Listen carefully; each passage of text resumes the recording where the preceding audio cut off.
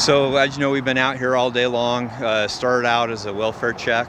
When the officers went in earlier today, they noticed some blood and thought there might be a more serious crime scene.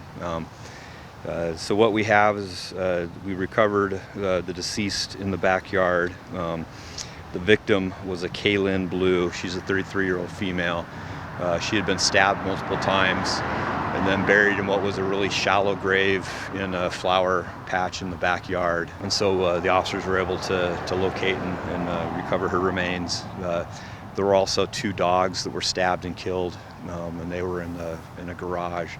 Our suspect is Philip Schwab, who is also a 33-year-old male. He's been arrested, and he will be booked into the county jail for first-degree murder. Any idea why he did this? I don't right now. I know the detectives were talking to him most of the day. I don't have a motive for you right now. It's just an incredibly tragic, incredibly violent crime.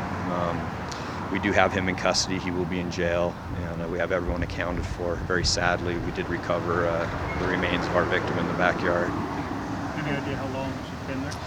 We think late Saturday night, early Sunday morning would have been when it occurred. Sometime after that, the dogs were killed. As far as I know right now, they both lived in that house there, yes. And what was their relationship? As far as I know right now, it was a boyfriend-girlfriend type relationship. Okay. We've noticed there's been several disturbing messages on his Facebook page, several posts, multiple posts over the past 24, 48 hours. Any comment on that? I haven't seen his Facebook page. What do you mean by disturbing messages? Multiple messages, some saying, God forgive me, just disturbing, unusual posts. That, we'll look into his mental state. That will be part of the investigation to see what his mental state was at the time.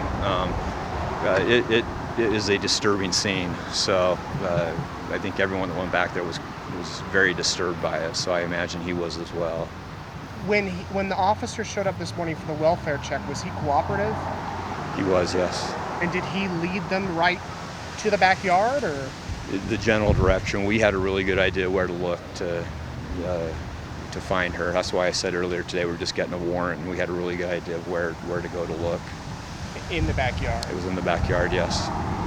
Could he face additional charges to the first-degree murder? That'll be up to the prosecutor. That's always possible, especially with the dead animals. That'll be up to the prosecutor. Whatever is charged is ultimately the prosecutor's decision. We arrested him for the first-degree murder, and that's what he's booked into jail for. Any change to those charges, what he ends up charged with, is a decision for the prosecutor. Is he talking to you guys? He was during the day, yeah. He talked to the detectives most of the day. And did he say why or what led to this? I don't have that information right now, no. Do you know where the murder happened, inside, outside? Or? Inside the house, yeah. Inside the house. And then took her outside to bury her in the backyard. So he stabbed her inside the home, took her body, buried her in the background, and this was Saturday evening, night? Late Saturday night, early Sunday morning, that time frame. So maybe she was in the ground, better part of 24 hours or so in the backyard. Didn't show up to work. Coworkers got worried. They called one of the family members. They called in for a check the welfare. The officers went to the check the welfare, got in the house, noticed blood in the house, started talking to him. They knew pretty quickly it was more than just your standard check the welfare. So they took him back to the police department, secured the house while we got the warrants to go in and search and collect the evidence we needed. And that's what most of the day was spent doing, was searching and documenting the evidence that was there for the case. Any idea why he killed the dogs too? Were they her dogs, or? It seems they were kind of the family dogs that lived at the house. I don't know who specifically at the house they belonged to. I can't imagine why you kill anyone or anything. That's a tough one, and this is a tough one. I just can't answer that question. Any idea if he has a criminal background? I don't know his criminal background. I understand there's not a violent history between them. This is kind of an unusual event as far as we can tell from his behavior, but just a real strange set of circumstances, real traumatic, a tough one. Just the two of them lived in the house? There was another family member that also lived there, but she was not present for the last several days. She'd been out of the house. They were alone in the house when it all occurred. But there was another family member that does live there. Is the scene now cleared for you guys, or?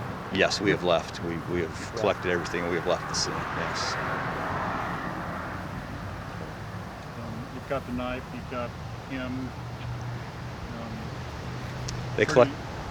Pretty easy to investigate then? I don't know if I'd say easy. It's one of the more brutal crimes that they could look at. It's a pretty tough investigation. It's a pretty good investigation. They did a really good job. I don't know if you saw, we had the drone up, taking 3D pictures of mapping out the entire scene. They very methodically went through the whole thing, so it took a long time to do it, even though we had a really good idea of where the remains were. We wanted to make sure we get it right, because you only get one crack at it, and so it took some time to do that. So as far as, are there other people we're looking for? Is there more complexity to it about looking for someone else? It does not look like that. It was the one person involved. We got them, we got the scene, we got the evidence, and that person is in jail. This has nothing to do with the stabbing over on Crowley, or not related? Totally separate incidents. That stabbing was completely separate. Did he bury the knife? I don't know for sure. My understanding is no, and I know we got it, but I don't believe anything was buried except for our female victim. The dogs were killed at a later time, and they were killed in the garage, and we're in the garage. So the only thing buried in the backyard was our victim. Buried with the victim? No. Buried somewhere else in the backyard? The dogs were left in a garbage bin in the garage. It's where they were stabbed, and they were inside of there. So the dogs were not buried? Correct. Okay, but they were in the garage? They were in the garage. Our female victim was the only thing buried in that backyard. And you guys did recover the knife? Yes.